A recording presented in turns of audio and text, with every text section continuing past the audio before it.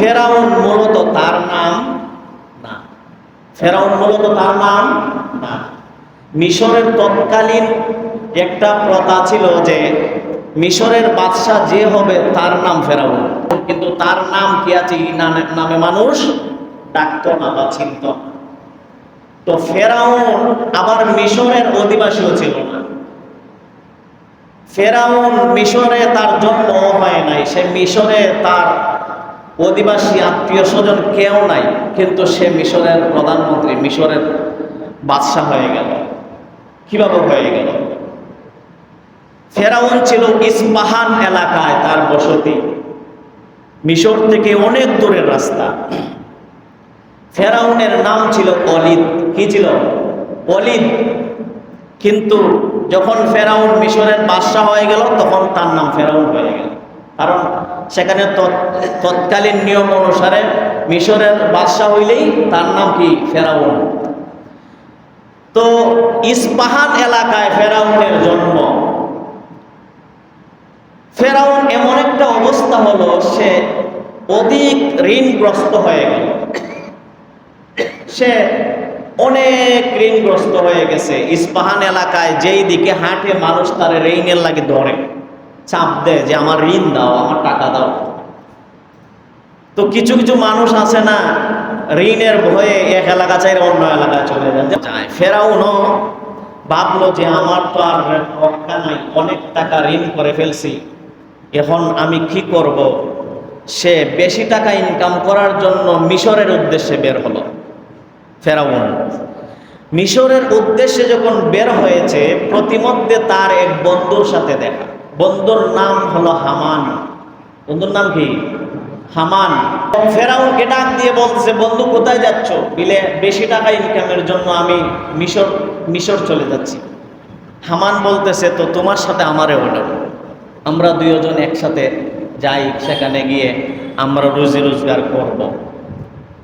মিশর যাবার পরে যখন মিশর গিয়ে ঢুকছে, গিয়ে দেখলো মিশর বেশি পরিমাণে তরমুজ চাষ হয়। কি চাষ হয়?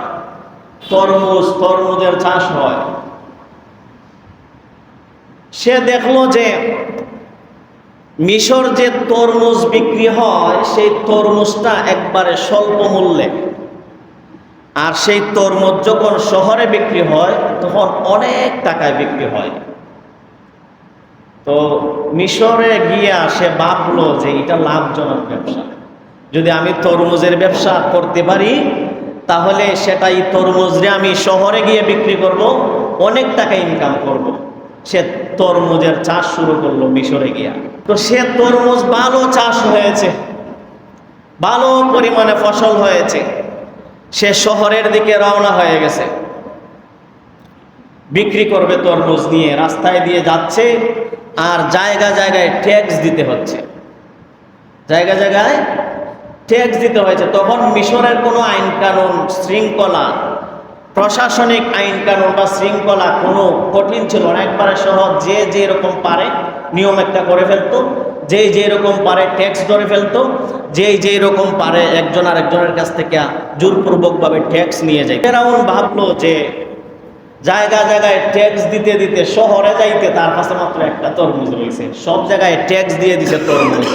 মানুষ আটকাইছে, বলে ট্যাক্স দাও, টাকা তো তার কাছে নাই, তরমুজ দিয়ে দিছে। দিতে দিতে তার গাড়ির যত তরমুজ ছিল সব শেষ হয়ে গেছে, শহরে গিয়ে মাত্র একটা তরমুজ বাকি রয়েছে। তখন এই বেটার ব্যবসা লাভ হয়েছে। ফেরাউন ভাবলো যে আর এই ব্যবসা দেওয়া আর সম্ভব না। ফেরাউনে দেখলো যে যেহেতু নিয়ম কানুন নাই, আমি নিজেই একটা করতে হইব। ফেরাউনে কবরস্থান আছে, কবরস্থানের গেইটে পাহারাদার হিসাবে নিযুক্ত হয়ে গেল। যে মারা যাবে যদি দাফন করতে চাও এই কবরস্থানে 5 দিরহাম কইরা দিতে হবে, সেটা সরকারের নির্দেশ। সরকারের সাথে তো ফেরাউনের দেখাই হয় না। সরকারের নির্দেশ, সরকারের হুকুম, সরকার আমারে নিযুক্ত করেছেন এই কবরস্থানে যদি কেউ দাফন করতে চাও তাইলে 5 দিরহাম কইরা ট্যাক্স দিতেই। এখন তো ফেরাউনে মানুষ ভাবছে যে সরকারে যেহেতু পাঠাইছে তারা ট্যাক্স দিতেই হবে। মানুষ আসছে, আর ফেরাউন দায়িত্ব নিছে, নেবার পরে এমন একটা পরিস্থিতি মিশরের মধ্যে শুরু হয়ে গেল, কলেরা শুরু হয়ে গেল, মানুষ বিপুল পরিমাণে মরতে শুরু করলো। মানুষ এমনভাবে মরতে শুরু করলো, ফেরাউন অল্প দিনের মধ্যে অনেক স্বর্ণ মুদ্রার মালিক হয়ে গেছে, ট্যাক্স নিতে নিতে, কিন্তু সরকার সেটা জানেই না। তো একটা প্রভাবশালী ব্যক্তির বাবা মারা যাবার পরে তারা আসছিল দাফন করার জন্য, আইসা দেখে এখানে ট্যাক্স দিতে হবে। যেমন প্রভাবশালীরা তো চাইলেই দেয় না, তারা আগে খুঁজে তথ্য নেয় যে আসলে কি সরকারে পাঠাইছে কিনা। তারা খোঁজ নিয়ে দেখলো যে এখানে সরকারের কোনো নিযুক্ত কোনো গেট পাহারাদার বা ট্যাক্স নেওয়ার জন্য কোনো লোক পাঠায় নাই। এই প্রভাবশালী ব্যক্তিরা ফেরাউনরে ধরে সরকারের কাছে নিয়ে গেছে, বাদশার কাছে নিয়ে গেছে, মিশরের বাদশার কাছে নিয়ে যাবার পরে মিশরের বাদশা বলতেছে, তুমি এরকম জঘন্য কাজ করছো কেন, কারণটা কি আমারে বলো। ফেরাউন খুব মেধাবী ছিল, খুব ব্রেনওয়ালা ছিল। তো ফেরাউনে উপস্থিত সময় একটা বুদ্ধি খাটিয়ে উত্তর দিল, বাদশা মহোদয়, আমি ইস্পাহান থেকে এসেছিলাম আপনার এই মিশরে, ভাবছিলাম ব্যবসা বাণিজ্য করব, কিন্তু আপনার এই মিশরে আসার পরে দেখলাম কোনো আইন নাই, কোনো শৃঙ্খলা নাই, কোনো নিয়ম কানুন নাই। তো আমি ভাবলাম এই তত্ত্বগুলো হয়তো আপনি জানেন না, দেশের যে দুর্গম পরিস্থিতি মানুষ তৈরি করছে এই ব্যাপারে আপনি হয়তো জানেন না। আমি ভাবলাম এই তত্ত্বগুলো আপনারা কিভাবে দেয়। তো আপনার কাছে যাইতে গেলে তো আমি এত সহজে যাইতে পারবো না, আপনি একটা বাদশা আর আমি বেটা কোন দেশ থেকে আইছি, এবং আমি তো চাইলে আপনার সাথে দেখা করতে পারতাম না। এই জন্য আমি নিজে একটা কাজ করলাম, ধরা খাওয়ার পরে আর কি যুক্তিটা করছে যে আমি নিজে একটা কাজ করলাম যে যদি আপনার কাছে যাইতে হয় তো আমিও এমন একটা কাজ করতে হইব যেন মানুষ আমার দইরা আপনার কাছে পাঠাই দেয়। বাদশাহ কয়, আসলেই তো ছেলেটা বুদ্ধিমান, ছেলেটার একটা কাজও লাগানি যায়। বাদশাহ বলল, তাহলে তুমি এখন কি করবা। আর এই সময়ে বাদশাহ একটা নিয়ম চালু করলো যে মিশরের যত মানুষের খাজনা আদায় করা বাকি আছে সবাই তার খাজনা আদায় করবে। এখন ওই সময়ে ফেরাউন বলল, বাদশাহ মহোদয়, আমার তো আর এত টাকা পয়সা দরকার নাই, স্বর্ণ মুদ্রা দরকার নাই, যেহেতু আপনি অনেকে খাজনা দিতে পারতেছে না, আমিও অনেক স্বর্ণ মুদ্রার মালিক হয়ে গেছি, আমি চাইতেছি সম্পূর্ণ মিশরের মানুষের খাজনা আমার পক্ষ থেকে আদায় করে দিতাম। এখন এটার ভালো খাজনা নেই, এটার মহৎ খাজনা। বাদশাহ আরো বক্ত হয়ে গেছে, আরে ছেলেটা তো আসলেই ভালো, খুব ভালো। এবং মোটামুটি মিশরের মানুষ তারও ভক্ত হয়ে গেছে ফেরাউনের। শেষ পর্যন্ত কিছুদিন বাদশাহ তার সিংহাসন রাজ্য মহলে তার একটা দায়িত্ব দিয়ে রাখলো। কয়েক মাস পরে মিশরের প্রধানমন্ত্রী মারা গেল।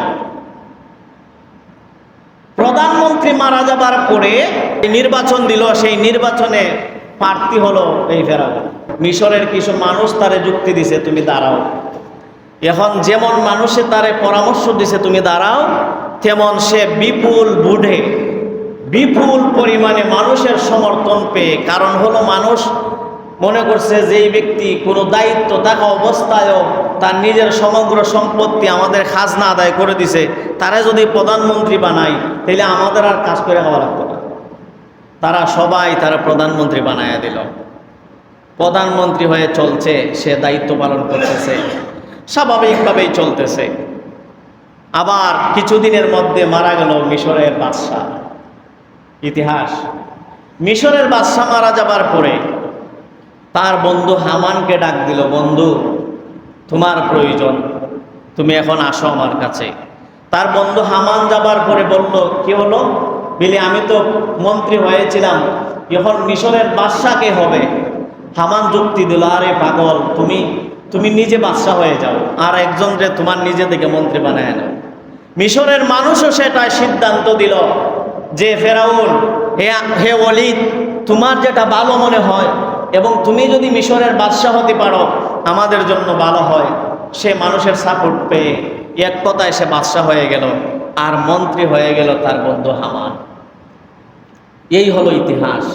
ফেরাউন কোথায় থেকে ঋণগ্রস্ত হয়ে আস্তে আস্তে সে এখন মিশরের বাদশাহ, তার বন্ধু হামান হয়ে গেল মন্ত্রী।